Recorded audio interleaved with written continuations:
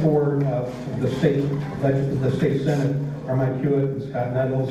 Mr. Nettles will not be participating tonight, and so instead of a debate, we will have a modest little forum. Mike has 2 minutes, like everybody else, to make an opening statement.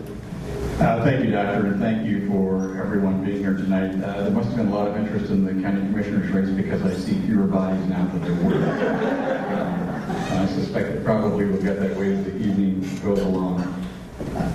Every 4 years I have to run for re-election, and it really makes me uncomfortable, not because I don't like to do this, not because I don't want to meet people and talk about things, but we're expected to stand up and talk about how great we are, and we've all these wonderful things that we've done and why we should be re-elected. And I'm just not that's not a very comfortable position for me. I mean, I hope people can understand that I'm not one who likes to run around and won't beat with my horn. And so I'm not going to talk about a lot of the accolades and things that typically you might. I and my wife and our 2 kids were all born on Hewitt College campus. If you're new to the community, you're probably confused by that statement, but what was the general hospital is now a dormitory. So all 4 of us were born in that dormitory. We've all lived in the valley, and I'll be very proud to tell you that I've been here 66 years.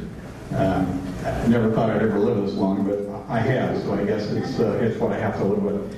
I had the pleasure and the opportunity to be a businessman in Walla Walla for nearly 25 years. My wife and I owned a wholesale beer and wine company, and we had 14 employees. It was a very small company. It was a very family-oriented company. I was really happy and almost sad when we sold that. And I have 30 seconds left, but I have no opponent, so I get his time. Okay, so I'm going to move right along here. So we sold that business in 1999. I actually became the Chamber of Commerce Director after that period of time, and I didn't really want to do it because I was trying to retire, but I did. And that was in the year 2000, January 2000. I got elected in the fall of 2000, so I went from having no job to having 2 full-time jobs. And after a 2-year period of serving the legislature and the chamber, I stepped down from the chamber. Sometimes I think I should have done it the other way around, but here we are. I will tell you that I'm not going to get through this period of time. I see that, but I'm going to I have a statement that I have to make, and I want everybody to appreciate this. I am disillusioned with Congress, and I have been for 6 or 8 years. I hate partisan politics. I can hardly stand what goes on. It's very difficult. I can cut my mouth, right? Yeah. Anyway, okay. That's the way I am. Hopefully I'll get a question about partisan politics. You probably will, or I'll make one up on the spot. My first questions, these come from a variety of sources. The first question: in January, when the legislature convenes, it will begin the grueling process of crafting a budget for the 2013 to 2015 biennium. The last several budget processes have been described as somewhat painful. What should we expect that process to look like this year? And if re-elected, what priorities will drive your decisions regarding the way to create a sustainable budget for Washington State? So I will tell you that the first 7 years that I served in the legislature, it was a lot of fun. The last 5 have been a challenge, without a doubt. We have gone from having surpluses of money to not having enough money to fund what we call Olympia budgets. So it's the last 5 years have been a difficult process for me. As I said, I hate partisan politics, and I try to work with the other side as best I can. I'm very proud of 2 years ago, not the last legislative session, but the session before last, my counterpart, the Senate Majority Leader, and I got together and made a pact that we would work together and craft a bipartisan budget. We did that. And the budget passed out of the Senate with well over 30 votes, which tells you that you have to work extremely close together to get that kind of a budget out with 49 members in the Senate. That's probably the proudest time that I've served in 12 years of the legislature. Last year I went to her and asked her to do the same process, and she said, sure, let's do that. So we wanted to have some reforms along with balancing the budget, and as the weeks went by, the reforms kept falling off from the list, and so we kept saying, well, this is not going to work very well if we're not working together. Ultimately, we ended up not being able to work with them on a bipartisan way.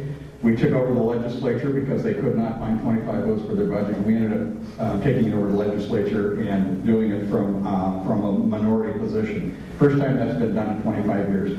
This year, our expected budget will be around $1 billion, and I can tell you after 2 exercises of going through a $2 billion budget shortfall and a $5 billion budget shortfall. This will be very easy. The priorities will be a balanced budget, health care, and education. Thank you.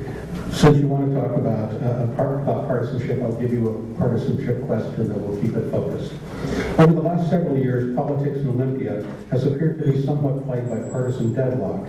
However, at the end of the last legislative session, you were able to lead the adoption of a bipartisan budget in the Senate. What is the secret to breaking the partisan deadlock that too often seems to plague the political process? Well, I think one of the things that people have to do is trust you to begin with. I think that what you tell them, they have to understand that you're going to follow through with that. I've worked really hard. I've been the Republican leader now for 7 years, and I think I've kept a track record of honesty and openness, and I think my colleagues on the other side of the aisle understand that when I say something, that's as good as gold. My father taught me that years and years ago, that when you tell somebody something, that's the way it is. And if you're going to change your mind, you go back and tell them before you change your mind. So I think it takes a while to build that trust. There are only 49 of us in the Senate. We know each other. We like each other. We don't always agree. I mean, I love the First Amendment and the spirited debate, but people know where I'm at. I'm honest with them. Today I was interviewed by a press person, and at the end of the conference that we had for about a half hour, this person said, "Those are the most honest and open answers I've ever heard from a politician." And I'm not, by the way, I'm not a politician. I'm a statesman. I've never been in jail. That happened, you know. I want to switch gears a little bit. We've talked about government and partisanship. Now I want to talk about aspects of leadership. Funding for the Community Economic Revitalization Board, CERB, and the State Tourism Office has taken a substantial hit over the last several years. In fact, Washington State no longer provides funding for tourism. Considering the impact that tourism has had in Walla Walla, do you believe that it is an important economic driver, and do you think the state should provide funding to promote it?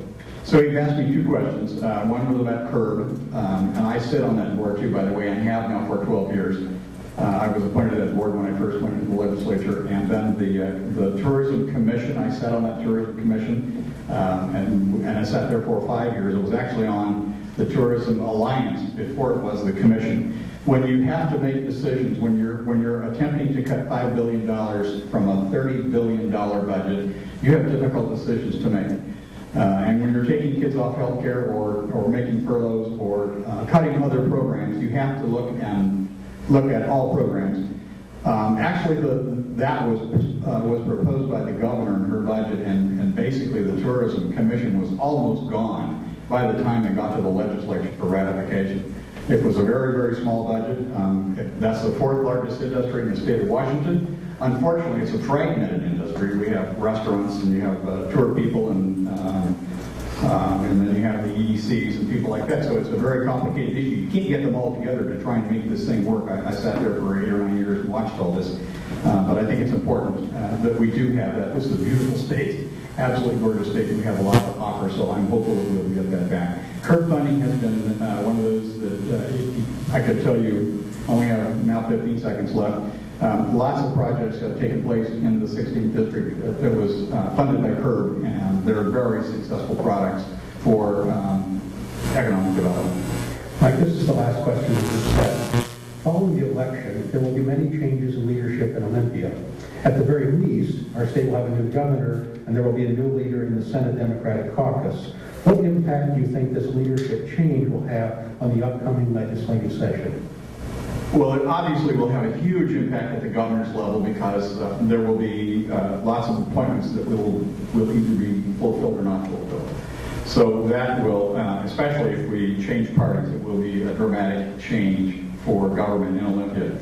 On the Senate level, my counterpart chose to retire this year. I still have to get elected by my colleagues to be the leader. That's the internal side of politics. Once we win the elections, I have to stand for that position every 2 years, just like a House member does here. So I have to get through that. But I will tell you, and I'll give everybody in this room my promise, and by the way, the person that I think probably is going to fill that position, I've already met with him and had a discussion about how we can work together. He happened to have been the budget chair 2 years ago when we worked together in a very bipartisan way to craft that budget. So I'm a very open and honest person, and very, I guess, gregarious. And I'm just willing to work across the aisles as my track record has proven. Thank you, and that brings us to your closing comments. This has been quick. Well, we were. Yeah. Well, I don't know about that 90-minute opening statement, but here we go. So I just want to say thank you to everybody in the 16th district. It's a very diverse district. Now includes Prosser, by the way. So we lost a huge part of Franklin County and part of Benton County, but they wrapped us all the way around up into Prosser. So added about another 45-minute drive to the size of our district, but it's still a great district. We're now the largest wine producing district and legislative district in the state. There are, 800 wineries, and we have about 300 in the district, so it's great, a great district to have.